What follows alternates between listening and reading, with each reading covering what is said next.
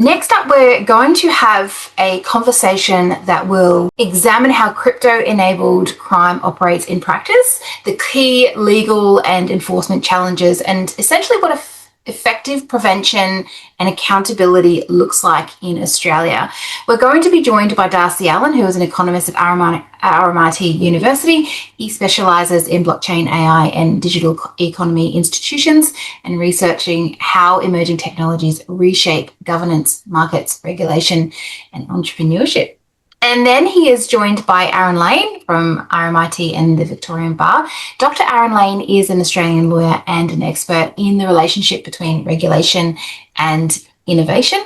And he is an internationally recognised expert on law, economics and regulation of blockchain and cryptocurrency. So I'm going to bring Darcy and Aaron to the stage to take a deep dive into crypto-enabled crime and its operation in practice. Fantastic. Thank you, Amy Rose. It is great to be here. We'll get straight into it. So for those that don't know me, Amy Rose gave a bit of an introduction there. I am an associate professor of economics at RMIT University. I'm also on the board of the Digital Economy Council of Australia, and I've been really enjoying these conversations today.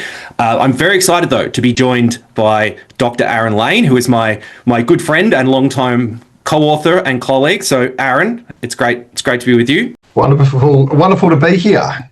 Thanks for the invitation. Aaron, you wear a lot of different hats. So you're a senior lecturer in law at RMIT University's School of Law. You are a barrister at the Victorian Bar. You're the author of several books and many papers on law, technology, regulation. This means that you're someone who you move between the courtroom and your research desk and the library and the lecture theatre. This is quite unusual in this space, right? You're a practicing barrister and you step back as a researcher and look more broadly. And I want to know, to start off with, how do these roles fit together? Do they complement each other, or are you just wearing lots of different hats and spreading very thinly across all of them? Great question, Darcy. Thank you. And to give you the credit, I think you are the co-author on almost all of my papers. So, it's been a very productive relationship that we've forged over many years, and I think speaks to the interdisciplinary sort of work that we do. And I've moved sort of in and out of legal practice over the course of my career. I guess I started in a big commercial law firm and did the graduate year and rotated through various different departments. But even in my first year of practice, I was doing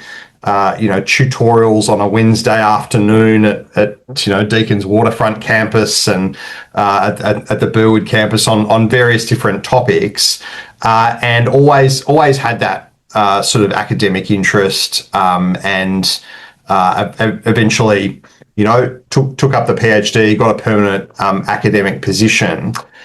But throughout that time, always maintained my practicing certificate, and I think once I got into that kind of digital economy, cryptocurrency in particular space of research, what I saw was a need for that particularly at that time, so 2019, a specialist law firm approached me. I started working for them, known as Duxton Hill. They're a specialist firm in really fraud, misconduct, financial crime. And that was a really good fit for me because it allowed me, I was full-time at RMIT, working at various stages in the graduate school, in the RMIT Blockchain Innovation Hub, now with the law school.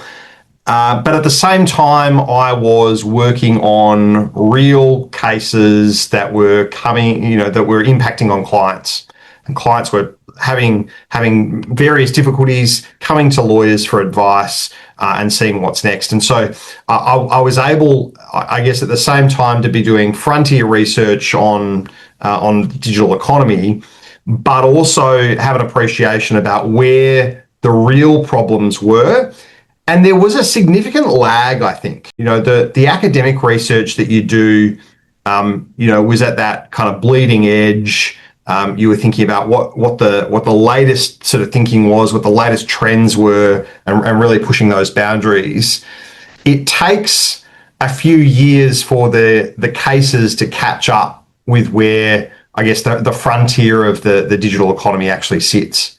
So that was something that sort of I found interesting, that the things that are coming through the courts are not necessarily what everybody in the industry is focused on at a particular time. So I think that's important. But I think to the core of your question about how do these things complement each other, the things that I've seen in my academic work, I can take to whether it's advising clients, whether it's making arguments before the court. And the role that I do now as a barrister is much more court-facing than my previous role in a law firm. You're able to make those arguments based on the expertise that you've formed in academia, I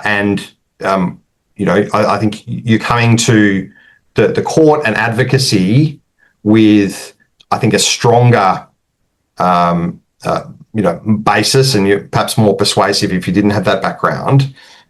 But the flip side has absolutely been true. There are papers that I've published that have been directly out of questions that I've got in practice, or questions that I've got in talking to industry about, well, how many cases are there? What are the criminal cases? That led to a paper. Just thinking about scams and fraud and that activity has led to, I think, a series of papers on that topic. So it cuts both ways, and there aren't a lot of people that do that, but it's probably got a stronger tradition of doing that in the US than Australia. So it does exist. I'm certainly not unique in that, but it's certainly very valuable and keeps life interesting. It's interesting how you make this point that these different areas are all moving at different speeds, right? And they're not necessarily talking to each other as well. And the other area that you've spent a lot of time working in, as well as me, is engaging in the policy process around all of these issues as well. So you've got a lot of academic research might itself be in a silo, but be useful. You've got these public policy processes, and we've got many submissions in at the moment on various topics. And then you've got the on the ground, someone's come to you and they've been scammed and lost their life savings, and you're in court about that. So they're all moving at very different speeds and at very different scales. One thing that I think academia enables you to do is step back and look at the patterns that you can see across an entire industry of what's happening. So there's in the weeds of, here are the details of a particular crypto scam that's happened, for instance, and then there's the chance to step back and go, okay, but what do they look like in general? What are the general red flags that we see? And a few years ago, you and I wrote a piece on CoinSpot Learn about how to spot a crypto scam. And I think we might start just by, what do you think those main red flags are that you see again and again? Yeah, it's a great question, and there has been a lot of work done. I think by the ACCC have got what they call a little book of scams, and it's interesting because you can fit most of the crypto scams into those long established categories that are not necessarily new to crypto, but what is new is that new medium, which makes it more difficult. It makes it quicker, and so I think there are a few different markers. The first that's worth mentioning, though, is the client profile, and who are the people that are most susceptible to these scams. And in the literally hundreds of clients that I've seen over the last sort of 7 or 8 years, they all have a few things in common. The first is that they are in an emotionally vulnerable state, which is combined with a cash-rich event. And what I mean by that is, I'll give you a couple of examples. So if you've had the death of a parent and you've then inherited, something big has happened in your life, and you've got, all of a sudden, whether it's $20,000 or $2 million, you've got that inheritance. Divorce is another one. Again, it's an emotionally vulnerable time, and often, not always, but often results in a financial settlement. It might involve the sale of the marital home, and you've got cash in the bank account, and you're looking at, okay, what am I going to do with this and make a return on it? Retirement is another one where, again, your identity has been tied up in your career and your working life. You retire, you've got access to your superannuation fund, and all of a sudden, again, you're in that vulnerable but cash rich sort of stage. And so those sorts of examples are the clients that you see regularly, and those are the people that the scammers, who are professionals, are targeting. So I think that's the first thing to say. It's just a client profile. In terms of the actual scams, there are sort of, three main ones that I've seen. The first are the, really basic email phishing scams, which is the scammers sending, unsolicited emails.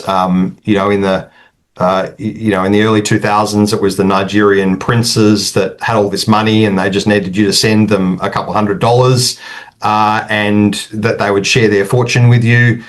It's the same sort of thing. Most people can pick the email phishing ones, but some people are susceptible to that quick, that they might offer a prize, they might offer a reward. You've never interacted with this person before. So that's sort of the first red flag of unsolicited contact, that you didn't ask for this person to approach you. You didn't tell this person that you're in the market for an investment or anything like that. It's something random that has come into usually your email inbox, but also could come into your your telephone, your mobile phone. You may even get a call, but it's that unsolicited sort of request. The second type is an investment scam. The lead tends not to be in your inbox with an investment opportunity. It tends to be that you see an advertisement somewhere. So if you're scrolling through Facebook, and this is a real example, you might have a fake advertisement. Well, I say fake advertisement. It's a real advertisement. It's just not a genuine one.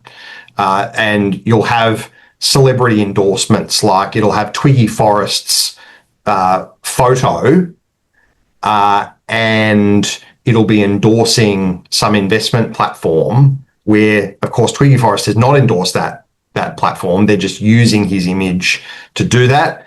But if you're scrolling quickly through your feed, and you see an advertisement, you click on it, you then enter your details, enter your email address, your phone number, and within a couple of hours, someone will give you a call about this platform.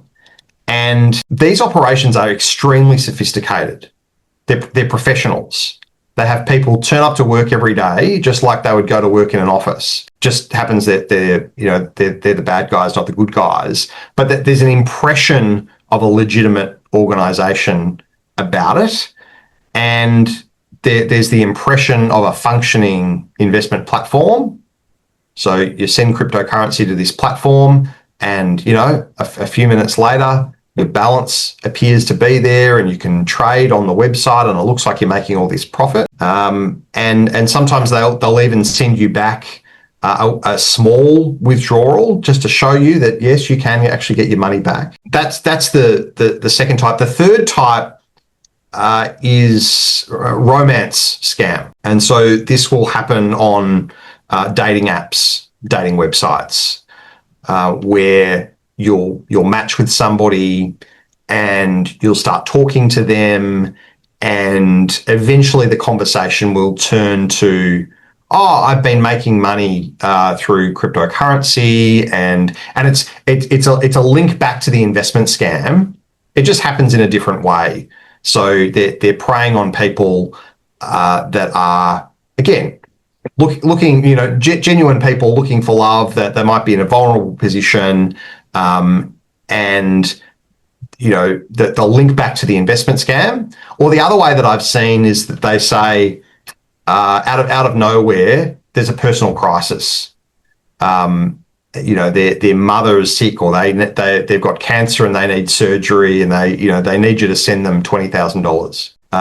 And by this stage, you've been talking to this person for a month, and talking about meeting up with them, and you might have exchanged photos and those sorts of things. They're almost a part of your life now, and then they hit you and they say, and I need you to pay it in, USDT, please, and send it to this cryptocurrency address. So those are sort of the three main categories that I've seen through the casework, but that is confirmed by the sorts of the aggregate data that we see that's published by agencies like the ACCC. That's really interesting. The other, in addition to those, and I know you've seen this a bunch as well, and if you could talk about this a little bit, this idea that you need to pay more fees to withdraw your funds. So I got a phone call the other day from someone I know who said, I've got this client and they don't know anything about crypto and I think it's a scam. Now, it's offshore, their balance keeps going up, but they keep getting told that they have to pay more funds to get their funds out. Is this a scam or not? And you've seen this pattern, right, of the paying fees? Yeah, absolutely. It's a very common sort of tactic and a very common sort of red flag that you might already be in that in that scam environment. So there are a few different things that will be deployed, and so what the objective of the scammers is to shake down every last penny that you've got, and these people will have a pretty good idea of what your capacity is because you've interacted with them and you've put down already probably by this stage money. But it's the inability to withdraw funds shows the illegitimacy of these platforms, and so they'll ask for further deposits. They'll say, well, because you have committed less than $250,000, you agreed when you signed up that you would make an investment of $250,000, and so we can't actually withdraw any money until you tip in $250,000, and you are $35,000 away from that threshold. So you need to deposit $35,000. Once you've done that, then you can withdraw the funds, and they'll dig out a piece of paper that you've signed that says that you aspired to, whatever. So that's one way that I've seen. Another way is tax. Well, you've made a capital gain. You've made all these profits from trading, and we can't withdraw those funds until you pay $100,000 in taxes. That will be the tax that's owing, and we have to send that directly to the ATO, and you've got a big tax debt. And I mean, I remember I had a client, in tears because she thought that, she was going to get arrested by the ATO and all that sort of stuff. And it's really sort of heartbreaking sometimes. So yeah, that's the tax. Tax fees, additional deposits, they want more money. And you pay the fee, and guess what happens? They don't let you withdraw it. So it's. So I guess the advice there is stop sending the money immediately. Don't send them more. I mean, if you've already, this is sort of the sunk cost fallacy of you've already sent them $200,000. The rational thing to do is to stop sending the money, not keep sending the money in the hope that that they'll give the money back. They won't. They absolutely will not. But people are not thinking rationally when they're in that position. Yes. And the scammers know that they're desperate to get that money back, and so they're happy to. If I can pay $10,000 to potentially get $200,000 back, I'm willing to do it. They're not thinking. They're not thinking rationally. And I guess another just big red flag is the international nature of these things. Trying to tie down where are this potential firm, the investment firm, where are they actually located?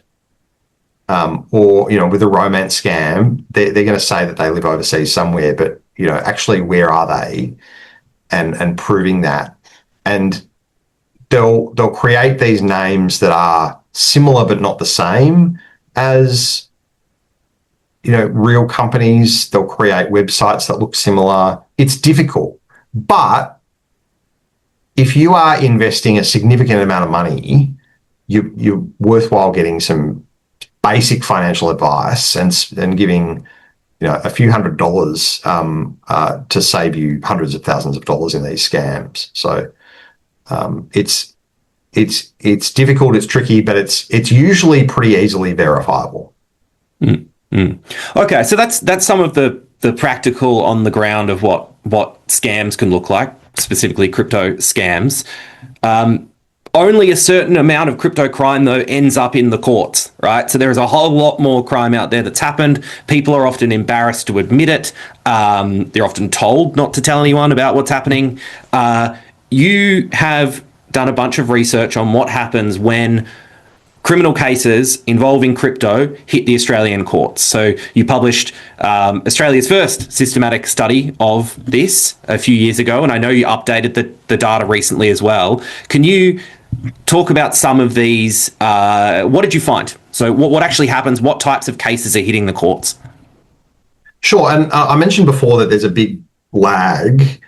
I think there's even a bigger lag when we come to, I think, the criminal cases before the Australian courts. And the reason I say that is because the first sort of criminal use of Bitcoin in particular was on darknet markets. And, if you're going to buy something on Silk Road or Alpha Bay or these sort of darknet markets, you had to use Bitcoin. They didn't, for obvious reasons, that they weren't taking FPOS, that they weren't taking Visa cards. They were accepting payment in Bitcoin and kind of nothing else. And so it was one of the sort of the first kind of use cases for Bitcoin. And those drug dealing, and it was mainly drugs. It was not exclusively. You had arms importation. You had a couple of cases of child abuse material, but most of the cases were really importation of drugs. And so those are still, I think, primarily the criminal cases that come before the Australian courts. In the first sort of decade, really from 2013, 2014 was really the first case that came before the Australian courts. It came before a Victorian court. And, there were around, 50 or so cases in that, of criminal cases in that period of time. We're now seeing, so in 2020, there were 46 cases dealing with cryptocurrency in the Australian courts that were on the databases. Now we're seeing it's in the hundreds. So that there are more cases last year before the Australian courts dealing with crypto than in the 10 years sort of between 2013 and 2023. So we've seen a huge uptick. But that's not. It's an interesting finding. It's not a surprising one because we've seen a huge uptick in adoption. In 2013, there weren't many people that had Bitcoin, and if they did, it was, typically in a self-custody sort of scenario. You couldn't easily buy it. Whereas now we've got, millions of Australians have a cryptocurrency account with a digital currency exchange or more sophisticated arrangements. And so we've just got a lot more people that are using it now. And the more people that are using it, the more we're going to expect it to show up, not just in crime, but family law is a boom area at the moment, for for cryptocurrency assets, because everyone that was buying them up, in the sort of the boom of sort of 2019, 2020, 7 years later, sadly, they're getting divorced. And these things are now showing up in family law proceedings. So there's a big lag to this. But we've seen different types, and I'm happy to go into the different types of cases and where crypto is relevant. But you tell me what you want me to go down. How are the courts thinking about this in terms of how are they seeing the use of crypto in the cases? So in sentencing, for instance. Sure. So perhaps I'll step through, pre-trial, trial, and post-trial, just sentencing, sort of really briefly. But pre-trial, the typical way you see it come up is in bail applications. So the whole idea of bail is really to secure somebody's attendance before the court for their trial, and there'll be a number of factors. One of those is, what you would term a flight risk. On the TV shows and the movies, they'll say that someone's a flight risk. That's how cryptocurrency has been argued, that, hey, this person has a bunch of assets that could fund them to flee the jurisdiction and not show up to court. And that's being used as an argument to say to the court by prosecutors, you should not release this person from custody. You should retain them in custody because otherwise they might escape. In the course of trials, we've seen cryptocurrency evidence be used to prove that a transaction took place. So a drug deal, for instance, you'll have witnesses that testify to, yes, I went to a Bitcoin ATM and I sent this person the cryptocurrency. You'll have accused that are saying, no, I wasn't laundering money. I was a cryptocurrency trader. And so you'll see evidence of that kind. After the trial, or if it's a guilty plea, the accused person pleads guilty, you'll always have a sentencing if there's been a finding of guilt. And the cryptocurrency fact, as in the fact that it's been used in the commission of the offence somehow, is sort of seen in two ways. The first is that it's seen as a more serious and sophisticated type of offence. That if you use cryptocurrency instead of using cash, let's say, that's a more sophisticated commission of the offence. Therefore, we need to give you a harsher penalty because there's some jurisprudence that says that if you undertake something with more planning and more forethought rather than just opportunistic, then it deserves a harsher penalty. The second way is general deterrence. So a sentencing principle is in deciding on what a just sentence is, we're not just going to impose a sentence based on what you've done. We're going to impose a sentence which is a signal to the rest of the community that we don't want this sort of conduct happening. And so there's case law that says we're going to impose a harsher sentence on you if you earn if you use cryptocurrency, because we don't want anybody else using cryptocurrency in the commission of offences. Now, there are, I think, plausible arguments against why that shouldn't be the case. There's no, in my mind, where you've got, as I say, millions of Australians now have cryptocurrency accounts. If you can use internet banking, you can send somebody cryptocurrency. I don't really see the difference. Now there are more sophisticated sort of ways, of offending using cryptocurrency, sure, but just paying someone in crypto is not necessarily more sophisticated in my view, but it's certainly being used that way, and that hasn't really been challenged to date.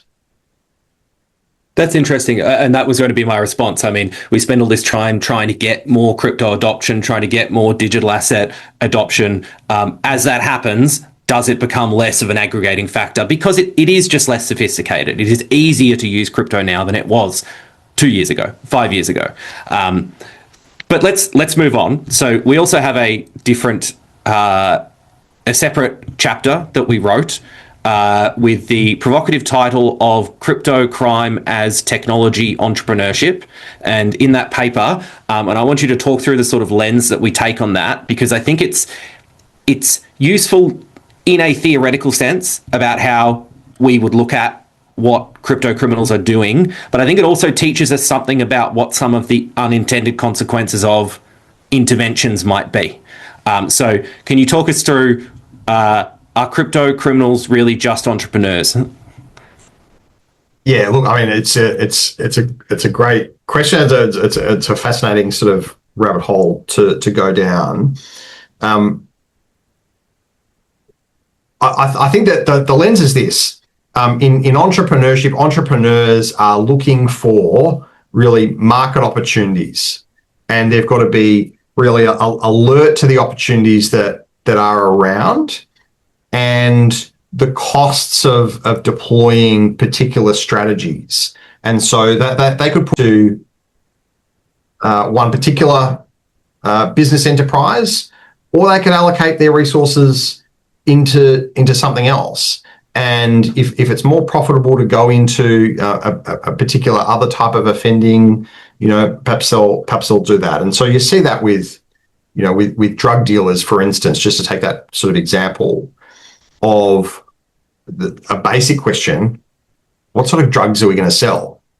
We have to think about who the customer is, who the market is, what our costs are, what our channels of supply are, and a technology can come along and change those variables.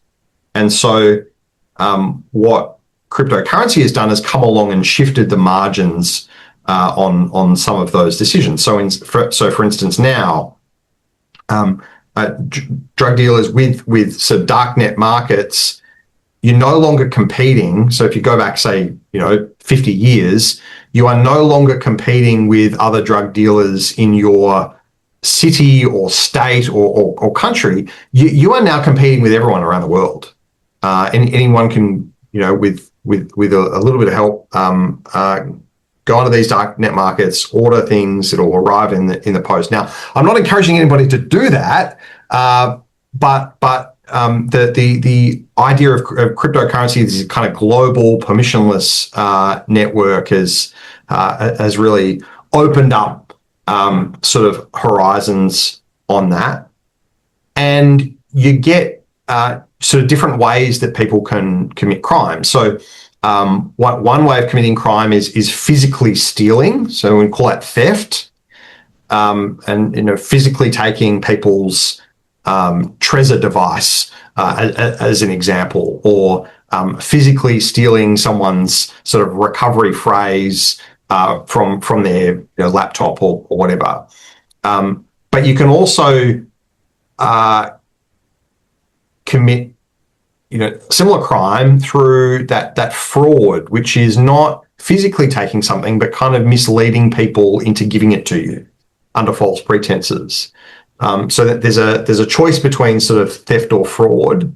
There's also I guess a bit of a resource choice about, are you going to do what is a pretty conventional sort of scam, which we talked about earlier? Are you going to target these digital currency exchanges and steal from them? It's a big honeypot of funds there. You could just, rather than steal from individuals, you could steal from the intermediaries.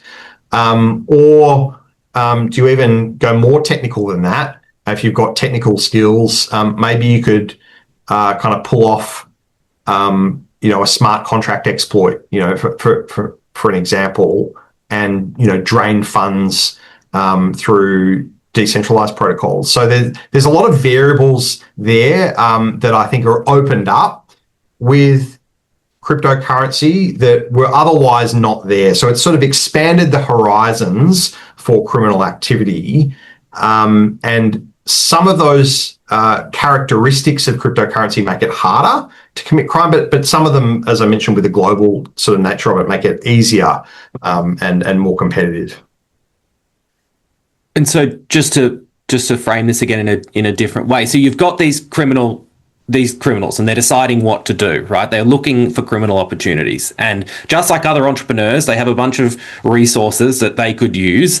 And those resources are shaped by what the technologies they have that are available to them. And as different tech comes along, it makes some crimes easier, some crimes harder, and they're constantly evolving and changing their strategies. And now we've got AI in that mix as well, right? Yeah. So that might massively lower the cost of doing more bespoke global communications in various crypto crimes. And at the same time, we have policy that comes along and it can change those costs too, right? So policy can come along, and if we really heavily regulate one particular bottleneck or part of the ecosystem, that might just push those criminal entrepreneurs to somewhere else, right? You've got this co-evolving adaptive problem to solve, and you've also got all the private actors in there as well who don't want the crime to happen on their platforms, right? So they're also trying to figure out how to do this, how to solve these problems. And we saw this in the early stages of the internet as well, that we had some of the big digital platforms with the incentives to go, how are we going to detect these problems? Because we need it to be safe to do business here. And we've heard a lot about that today.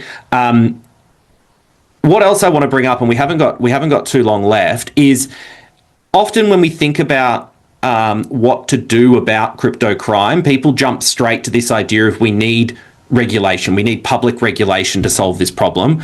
I know you've done some broader work on the potential for private law and civil litigation as an alternative. Can you step this out for what are the differences there for the non-lawyers in the audience, and why might some avenues suit better for these particular issues? Sure, and look, the public regulation has a place. I think there's been a long running. It's been 10 years. We've finally got the bill through Parliament. People are celebrating that, and it's certainly a milestone. Sort of worth acknowledging. Absolutely, yes. That will really try and deal with problems before they happen. What we call ex ante, or before the problem arises. And so that's looking at really prevention. And so public regulation is pretty good at prevention. It's not very good at cure. So if a scammer has run off with $1 million of somebody's money, you go to the instinct of people is, I'll go to the police, I'll make a police report, I'll file the cyber report. That's not going to go very far. And the reason for that is, and it's no criticism of the law enforcement bodies, but as soon as they think that the funds have left the country, and most of these scammers are operating offshore, they're not operating here. As soon as the funds have left the country, there's no bad guy to catch. The job of Victoria Police, as an example, is to lock up criminals that have committed crimes in Victoria. Now, if they're overseas in some other jurisdiction that's difficult to get, it's all too hard. There's no one to catch. So there's really just not a lot that law enforcement can do as a cure in terms of getting people's money back. So the civil courts, though, have remedies for doing that. And I think the caveat is that it's not cheap. It's not cheap to go to a lawyer and get legal advice and to run litigation through the courts. It's not a cheap exercise. And so if people have lost, I sort of say if you've lost less than $100,000, it's probably not going to be worth spending more money to chase it. But if you've lost $2 million, it might be. There are mechanisms that you can use. So if because of the traceable nature of cryptocurrency, you can obtain expert forensic reporting that's going to show where the funds have gone, and maybe they go through another cryptocurrency exchange. That exchange is going to hold information about the identity of the person that holds that account. And you can go to a court in Australia and seek an order that cryptocurrency exchange provide those account holder details. You can then do further investigation about whether it's worthwhile you're bringing a legal action against this person or not, because you sort of need three things to bring a private legal claim. You need to be able to identify who the fraudster is. You need to have a cause of action, and that's usually easily provable in these cases. And the third thing you need is that person needs to have some assets. There's no point suing someone that doesn't have anything. And so really the challenge for these cases is usually about identity. Who is the group? Who are the individuals involved? Looking around, are there any other people that that might be liable? So there are tools to get that information. There are other tools to freeze assets. So if you can identify assets, you can get freezing orders. With stuff that's happened onshore, you can get search orders. You can go through someone. So if you've got an employee, for example, that is stealing funds from you and using cryptocurrency to launder it or hide it, you can get a search order over there and image their devices and that sort of thing. So that there are a range of civil remedies that could actually get you closer to that recovery result. But as I said at the start, you're funding that yourself. You're funding the investigation yourself. It's not something that law enforcement are going to do for you. Fantastic. Well, we've only got a minute or so left, and we're going to wrap it up before Amy Rose. Oh, perfectly timed. I think Amy Rose is coming up now. Thank you so much for your time, Aaron. That was very interesting. We covered a whole bunch of ground, from practical crypto scams through to entrepreneurship and public policy and a whole bunch of things. Thank you for your time, and I'm going to hand over back to Amy Rose for the rest of the day. Thank you very much, Darcy and Dr. Aaron Lane. Look, it really is fascinating, and I'm going to throw my 2 cents worth in here, because often you think about what's going to happen to these criminals once they go through and destroy most of your financial life, and every person knows at least one person who has been touched by a scam in one way, shape or form, and you often question, what's the consequence for this?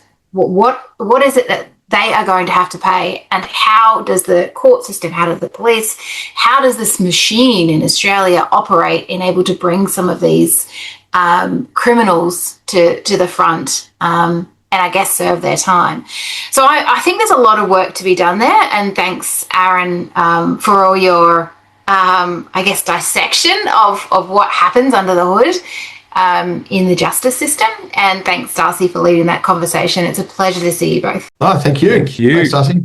Thanks.